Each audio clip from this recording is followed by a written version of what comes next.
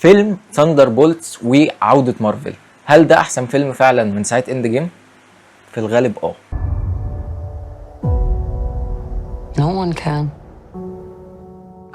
قصة الفيلم بنكتشف ان لينا بلوفا وجون ووكر وجوست وتاسك ماستر كلهم بيشتغلوا عند واحدة اسمها فالنتينا في عمليات مشبوهة، وفالنتينا في يوم بتفكر ان هي تقتلهم، فبيضطروا ان هم يتجمعوا مع بعض عشان يواجهوا الخطر ده. وبنكتشف ان فالنتينا بتحاول تعمل جندي خارق وممكن تكون نجحت في ان هي تعمله، وفي وقت من الاوقات بينضم لنا باكي وذا ريد جارديانز، ومن هنا بتبدا المغامره. ايجابيات الفيلم بالنسبه لي بتتلخص في حاجتين، بس حاجتين كبار جدا. اولا بالنسبه لي وهو التمثيل، فلورنس بيو بيو بيو فلورنس بيو عامله دور جامد جدا. تخيل لما يبقى اعلى شخصيه في الكوميديا واعلى شخصيه في الدراما ممثل واحد في نفس الفيلم، حاجه تحفه يعني على الاخر. بالنسبه لذا ريد جارديانز انا ما بحبش الكوميديا بتاعته، بس ديفيد هاربور عامل دور مع فلورنس بيو عبقري، اللي هو في مشهد ما بينهم من قمه الدراما لحد من كتر ما انت تعبت من الدراما عايز افيه، والافيه جه في وقته. اللي هو انا ما بحبش الكوميديا بتاعتك، بس يعني ثانكس جاد انك انت موجود. فالدنيا حلوه جدا في الجانب ده. الجانب التاني بقى ان احنا يا جدعان في فيلم مارفل وفيلم سوبر هيرو وكل الكلام الجميل ده، بس ارمي الكلام ده كله في الزباله. احنا عندنا فيلم درامي في المقام الاول. انت عندك فيلم مارفل بيتكلم عن الاكتئاب، بيتكلم ايه؟ بيغوص في الاكتئاب، في الوحده، في الاحساس بالذنب، في الشعور بالخلاص. حاجات اللي هو مارفل لما كانت بتمشي عليها مشي صغير في مسلسلات زي مون نايت او في مسلسل زي لوكي كنا بننبهر، ما بالك ان فيلم كامل متلخص في الحته دي. خد في بالك بجد الجو بتاع الاكشن والجو بتاع القتالات بقى والسوبر هيروز وكل الكلام ده مش مهم خالص في الفيلم ده. الفيلم ده بكل اسقاطاته بكل الحاجات دي، المهم فيه الحاجات دي، المهم فيه الدراما، المهم فيه الكآبة، المهم فيه الاكتئاب، المهم فيه الحتت دي. الفيلم بيغوص بالكامل في حتة الشخص ده محطم، الشخص ده عنده اكتئاب، احنا بقى هنغوص في الحتة دي. اللي هو ثانية انت فيلم سوبر هيرو، انت عندك المعلومة دي، انا مبسوط، بس انت لو مبسوط انا تمام. يعني في فكرتين اثروا فيا انا شخصيا، بعيدا عن ان انا عندي ترومات وكل الحاجات دي، بس ايه مش عايزين نتكلم في الموضوع، مش هنتكلم في حاجات شخصيه. فكره ان ممكن يكون انت عارف ان الشخص ده محتاجك بس انت مش عارف تسنده ازاي، وفكره انك انت اصلا تكون مش عارف ان الشخص ده محتاجك او فاكره محتاج حد بس مش انت الحد اللي هو محتاجه. الفكره دي اصلا يعني فكره مؤثره جدا، بس انا مش عايز اغوص فيها، انا عايز كل واحد يستقبلها بطريقته. فكره انك انت ساعات في احساسك بالاكتئاب واحساسك بالشعور بالذنب واحساسك في الحياه الطبيعيه احساسك بالحياه بكل المشاعر اللي بقت مليانه في الحياه دي، احساسك بس بانك انت ممكن يكون حلها الوحيد او حلها السهل جدا انك انت محتاج بس حد يقول لك انا معاك، انا جنبك، شوف ايا كان اللي هيحصل انا معاك. بص قد احنا الاثنين لا ننجو بس عايزك تعرف ان احنا مش هننجو مع بعض، هنموت مع بعض. وعلى فكره دي حاجه في قمه الابداع يا جدعان. انتوا متخيلين ان انا بتكلم على المعاني دي في فيلم المارفل؟ نيجي لحته انا ليه ما كنتش متحمس لفكره ان انا اخش الفيلم ده. يعني انا لولا ان انا عندي قناه يوتيوب ما حدش يعرفها غير ابويا وامي ما كنتش دخلت الفيلم ده في الغالب. ليه بقى؟ لاني مبدئيا ما بحبش شخصيه باكي بارنز. شخصيه باكي بارنز عمرها ما كانت مثيره للاهتمام بالنسبه لي، لانها من ناحيه كابتن امريكا ولسه مش مسامح اللي عمله مع توني ستارك، فايه الدنيا ما بيني وما بينه مش صافيه قوي. تمام. شخصيه جون ووكر برضو مش مثيره للاهتمام بالنسبه لي.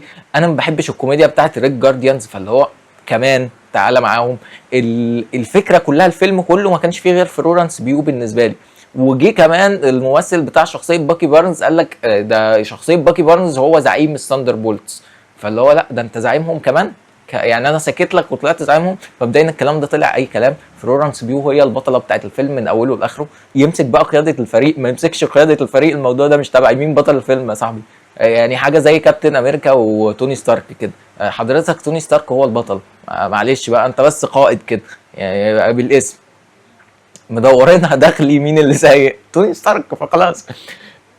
الفكره يعني انا كنت لسه بتكلم في فكره ان انا بعد ما شفت اداء بيدرو باسكال في لاست اوف اس الجزء الثاني انا قلت يا خساره ان مارفل مضته، اللي هو الراجل خسر كاريره 20 سنه لقدام، والراجل كان ممثل جامد جدا.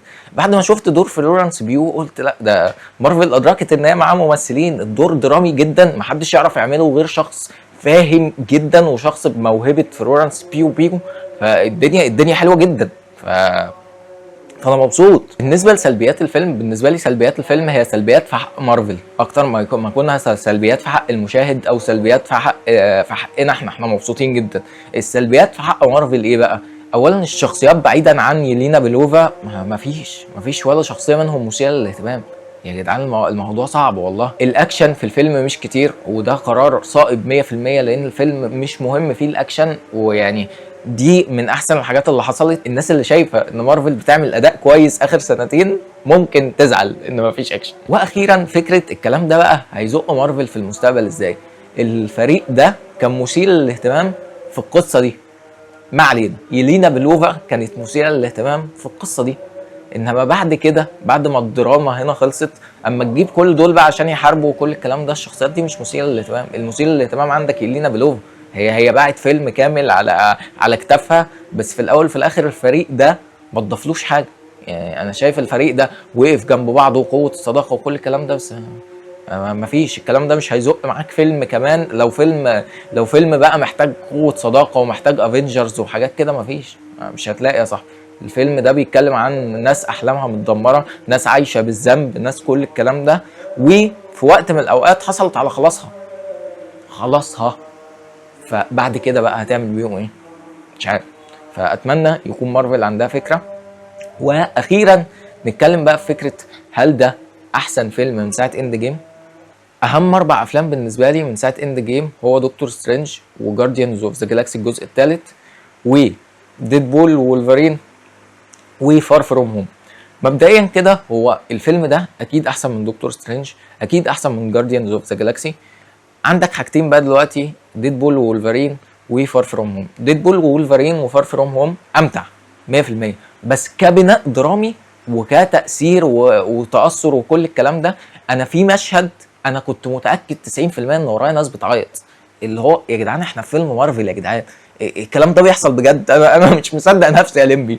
فالموضوع حلو جدا، والدراما دي ما شفناهاش في اي فيلم تاني. فالافلام بتاعت ديدبول وسبايدر مان نو واي هوم وكل الكلام ده ممتع، وفي لحظات مؤثره من ظهور ناس قديمه وكل الكلام ده، بس كلام ما يعيش.